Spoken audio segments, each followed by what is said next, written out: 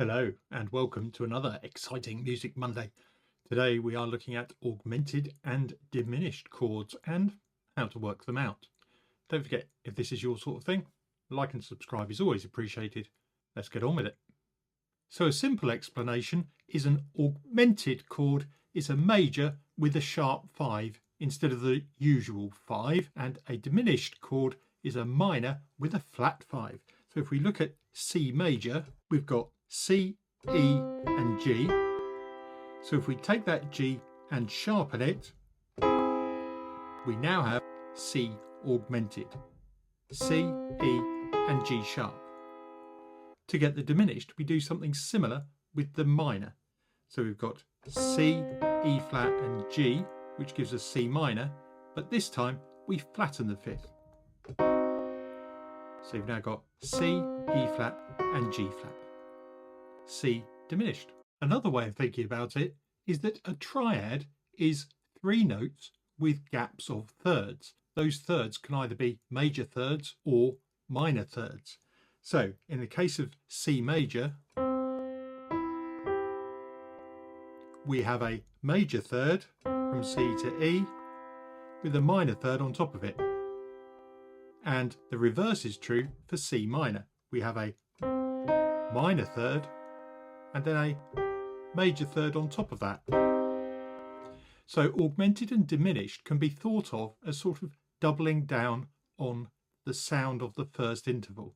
So we have minor thirds, which are 3 half steps or semitones. So if we start on C and go 3, we go 1, 2, 3, we get to E flat. That is a minor third. If we go 4 half steps or semitones, 1, 2, 3, 4, we get to E, the major third. So you've either got minor third or major third. Like I said, we're doubling down for diminished and augmented. So for augmented, we've got a major third, and then another major third above the E is 4 half steps, 1, 2, 3, 4. So we've got 2 major thirds on top of each other. That gives us the augmented triad. And the same is true for the minor, but this time we're doubling down on minor thirds. So 1, 2, 3, C to E flat gives us our minor third, and then E flat, 1, 2, 3, to G flat gives us our next minor third. In terms of naming the actual notes in the chord, remember we are using the first, third and fifth. So you can see in red, those are the note names that we are going to discount when we describe a chord. So a chord starting on C will have to be C, E something and G something. So if we just leave it as C, E and G, that is C major.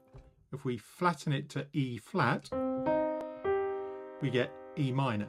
We do not call this D sharp, even though technically it is possible to call it D sharp. We call it E flat because it is the third of C.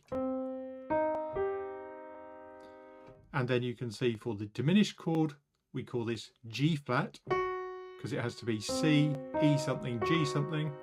And for the augmented, C, E and G sharp because it has to be G something. Let's have a look at an example starting on A.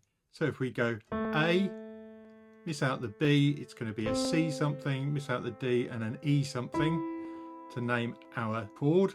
So A, C and E is A minor.